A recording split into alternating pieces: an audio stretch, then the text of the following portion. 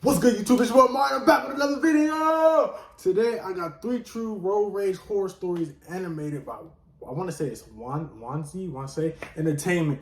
But make sure you like, comment, subscribe, hit the bell so you get notified when I drop videos. And let's get into it. But if y'all know me, y'all know I don't even like horror stuff, bro. I hope this ain't scary. The strangers I met on about 5 years. I'm slow reading. The strangers I met on my way home from work, narrated by 95. About 5 years ago, I worked at a job where I would finish late, end up driving home around 1 in the morning. Yeah, I got a Most of deep the route I voice. took was in the countryside surrounded by woods.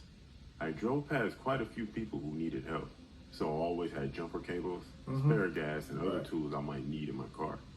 One rainy He's a nice guy. when I was driving home, I noticed a parked car on the side of the road with their hazard lights on. I pulled over in front of their car and got out to see what was the problem. No. Why pull over in front of the car and get out? That's not what you do. You stop on the side of the car. Oh, he was in the road. He was in the middle of the road. Never mind, that makes sense now. I got out. 2 young men in their 20s stepped out. I asked them what the problem was, and one of the men said their car wouldn't start and asked if I could help them. I don't know what it was, but I instantly felt on edge around these guys, like I needed to be on guard or something. Yeah, you do. They're I asked strangers. one of them to open the hood. I expected one of them to go back in the car and pop the hood. Why his mouth like that? One of them just sort of signaled someone in the car. That's when I really looked into the car and noticed there were 2 more people inside. That's when I felt like something was really wrong. I opened the hood and took a quick look. I noticed one of the men gave a nod to the other men in the car. Nah, bruh. I would have got back in my car and drove off, but you would have been on your own, bruh. You would have had to call them car people that come fix the car or something, because you would have been on your own. I would have been gone. Nah, it's one thing if it's 2 people, but oh my gosh. It's one thing if it's 2 people, but 4 people, and he's not even talking to you, he's nodding to somebody else. You got to go. You got to go. I was believing my instincts at that point, and that something bad was about to happen. I quickly thought up an excuse to get back into my car. I said to them that I think I knew what the problem was. I would just go back to my car and get the tool that I needed. I walked back to my car trying to look normal. I remember thinking one of the men was going to attack me from behind. When I got close to my car, I quickly got inside and started my car and drove away. Yes, sir. I'm glad I knew it was a trap, because shortly after, a car came speeding down the road behind me.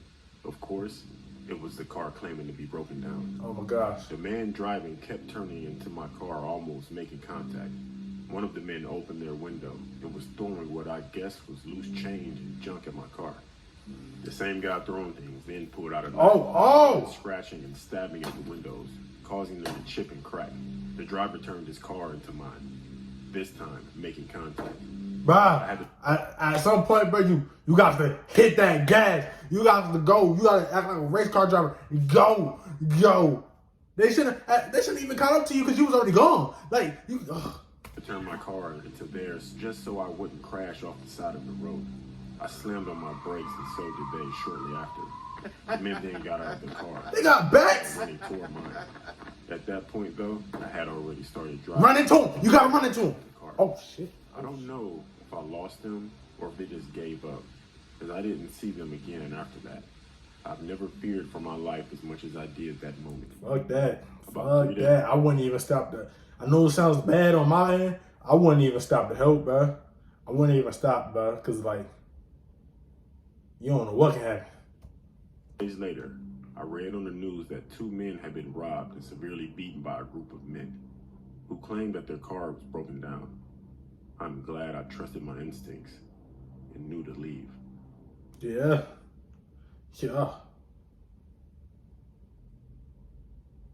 What's the next one, bro? Me and my dad almost died on the road trip. This story happened about 5 years ago. My dad had recently retired, and we had always talked about touring the United States. We bought a third-hand RV and began our road trip around America. We were about halfway through our journey, and so far we had no problems and enjoyed all the places we visited. The RV had a few problems being third-hand, but nothing too serious that we couldn't fix on the side of the road. We were driving late in the evening around 10 o'clock when the RV started to make noises. That was usually an indication to us that we needed to get out and make a few adjustments. We pulled into a parking lot next to a bar and took a look, and I suggested that we take a little break and had a drink in the bar.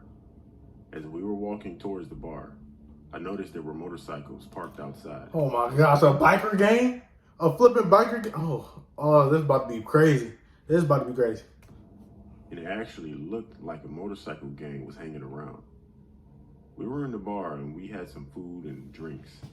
At one point, I looked around the bar and I noticed two men who were in motorcycle jackets pointing in our direction. The two men approached us and aggressively told us that we were in their parking spot and needed to move.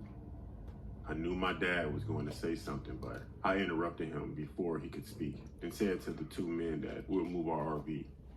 I wasn't going to cause trouble. These men looked dangerous. With the tattoos? We were outside. We paid the bill and we left the bar. As we were outside, I remember that we hadn't quite fixed the RV yet. I told my dad to wait inside and I will finish adjusting the RV so we could get back on the road as soon as possible. One of the men who approached us earlier asked why we weren't gone yet. I told him that the RV had some problems and I needed to fix it. The man told me in a very stern voice that we better be going in 5 minutes. He made a point of revealing his handgun as he said this. Yeah. Y'all better get gone, bro. Y'all better get gone. The RV, and we got going again. While we were driving, I heard motorcycles loudly behind us. One bike sped up and got in front of us while the other one surrounded the RV. Oh my gosh, bro. They were after us. We did everything they said, and they were still harassing us. I knew the men were armed, and if we stopped, we were probably going to get hurt. I ain't even gonna lie. At that point, you in the RV. They got motorcycles. You better ram and the one side, skirt over to the other side and ram the other people. Yep, that's what you better do. You gotta do. They basically threatening you at that point. So I don't promote violence, but at that point where your life and death is, you gotta do what you gotta do. Or worse, I told my dad to continue driving no matter what. I tried calling the police, but I couldn't get through. My dad said just to keep calling them until they pick up. So that's what I continued to do. The RV started to make noises again. How you call the cops and it don't go through? That don't make sense. There's literally an emergency dial button on the phone, so it should go through. No matter what it is. And we had no choice but to stop. The men got off their bikes and started approaching the RV, but for some reason they quickly turned around, got on their bikes, and drove away. My dad pointed in front and he said, "There's the police." We saw flashing lights coming down the road. I got out on the side of the road just to try to stop the police car, but as it got closer, I saw it was an ambulance. The flashing blue and red lights were enough to scare the bikers away. Me and my dad decided to let it go. We fixed the RV and continued our trip. I'm to this day grateful that the blue and red flashing lights saved me and my dad from probably death. Yep, you gotta be careful for that one. Cause it's crazy, bro. Them bike gangs will be playing. But like I said, I probably would have did what I said I would have did with the RV.